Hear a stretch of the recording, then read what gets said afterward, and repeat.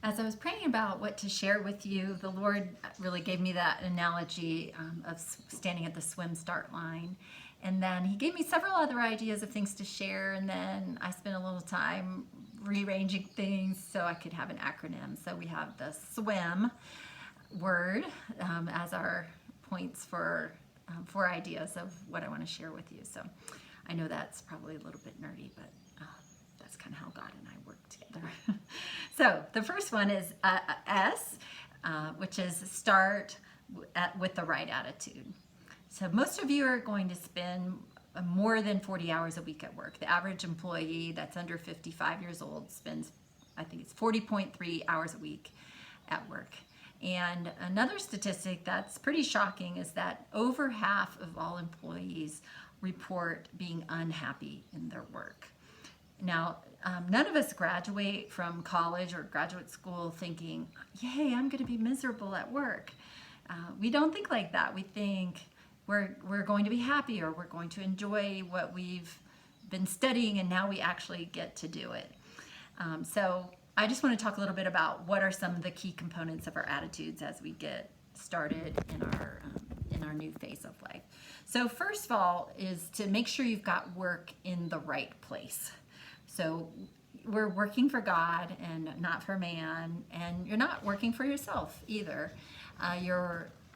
In Colossians 3 it says, whatever you do, work as unto the Lord, not unto men, because it's the Lord Christ you're serving. So when I keep that in mind in the jobs that I've had, even when things are difficult or people are acting crazy and it's making it hard to enjoy being at work, if I remind myself that I'm really working for God and this is not about me, then it certainly helps.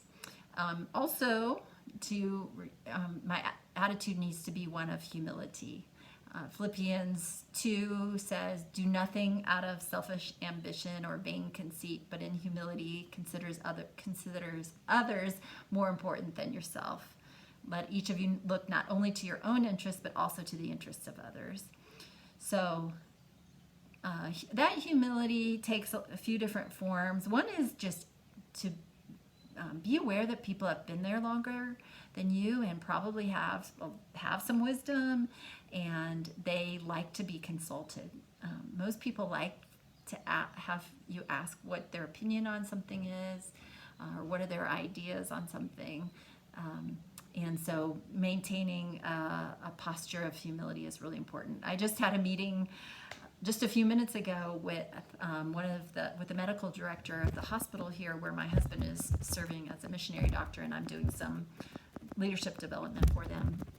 And I had something all planned out, and then I wanted to ask her what she thought about it, and she pretty much said, it's not the right approach. And I thought, oh, okay, I need to listen to her because she has much more wisdom than I do. So I think this is just really key for us to be humble. And also, there's a quote I like. Harry Truman says, it's amazing what can be accomplished if you don't care who gets the credit. And what I have faced this number of times in my career where I'm the one that came up with an idea or planned something out, and then someone came in and really took all the credit for it.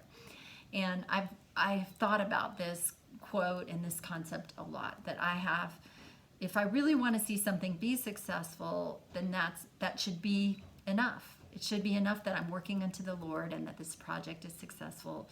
And God is the one who is seeing all of this, and I don't have to always be the one to get the credit, even if I've done the work. And it's hard to do that. It's very difficult, especially when over and over again that happens. But if we have our minds and our hearts focused on serving God, then it is possible. And the other thing about attitude is about being flexible. In my very first job out of graduate school, I had a boss, and he would always say, flexibility is the key to your employability.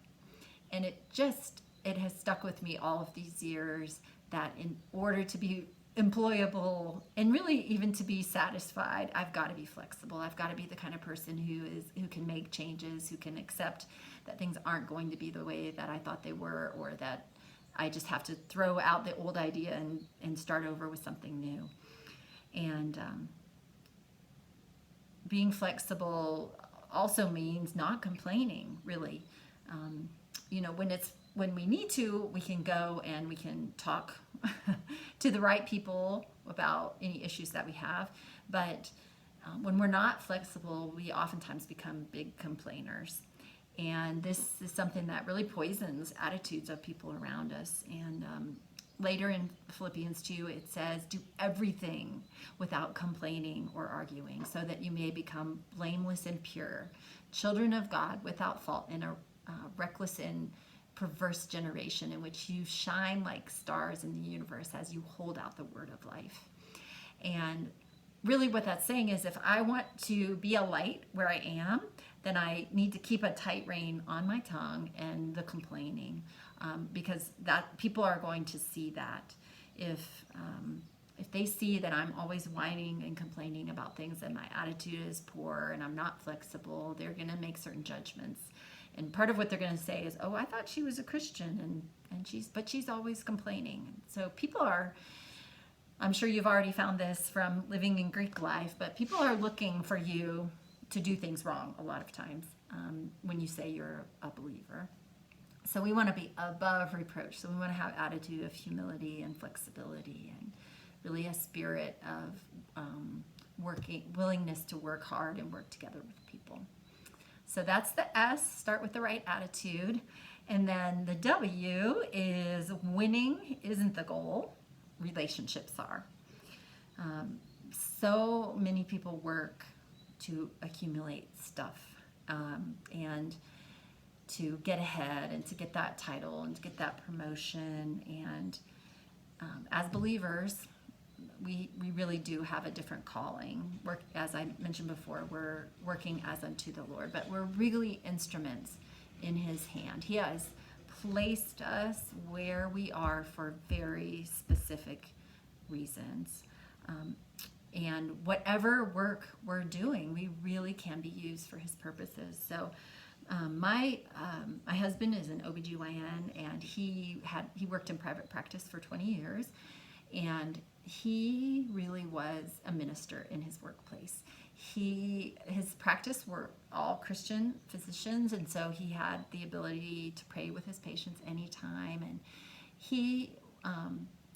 the work he did there was really pastoral work, because he was caring for women and their needs and their really moments of sorrow, and then their moments of great joy. And really, any of us, I mean, that line of work lends itself certainly to caring for people, but any of us in our jobs, we really can be instruments in the Redeemer's hands, in those places, really noticing and caring for the people we're around. In Galatians 5:6, it says, the only thing that counts is faith expressing itself in love. So the most important reason why God puts you places is to love the people around you and to point them to Christ, or to encourage those who are already believers. And you really have something unique to contribute. This has been really helpful for me to really deeply realize this. In 1 Peter 4:10, it says, every one of you should use whatever gift he has received to serve others, faithfully administering God's grace in its various forms. And each one of us displays the grace of God in different ways. No two of us have the same gifts or the same abilities or the same personality. We really are uniquely gifted and designed to show the grace of God to those around us. And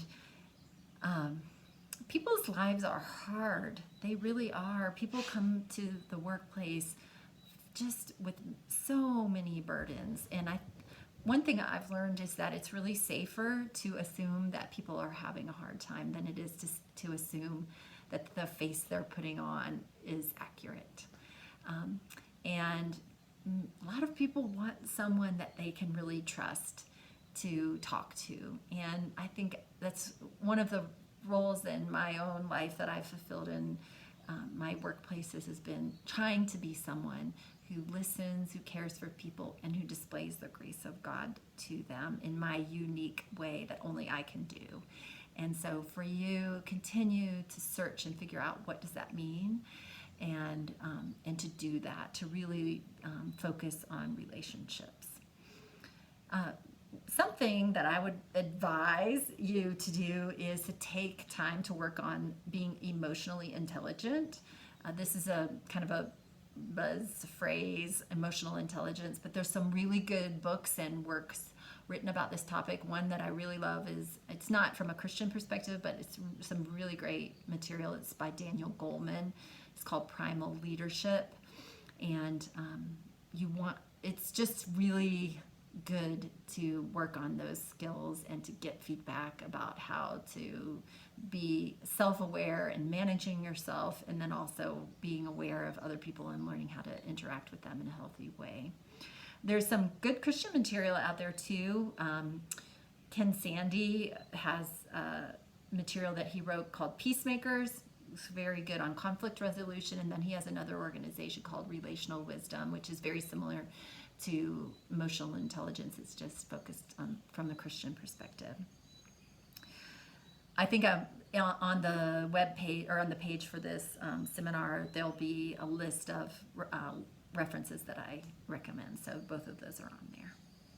And also in the realm of relationships, really think intentionally about mentors. So I think most of you have a mentor through this Greek InterVarsity program. And then a lot of you probably had people discipling you or mentoring you during your college years. And so you want to continue to think about that. You need mentors for your spiritual growth, but also for your work in your workplace.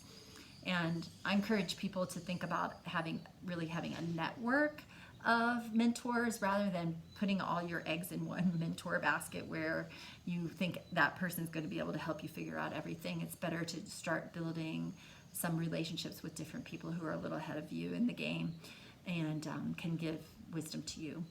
And for you to be a mentor to others also. So really, this W is just continuing to think about how God wants to use me relationally, why he has put me in this particular work situation, and who in that place does he have his eye on, and he wants me to be a part of their growth and their development, or just to be a friend, just to have a friendship, and they might be really helping you as well. So I'm going to stop here, and I want you to take a little time to think about how are you going to build relationships in the workplace? What are some of the things that you're going to do to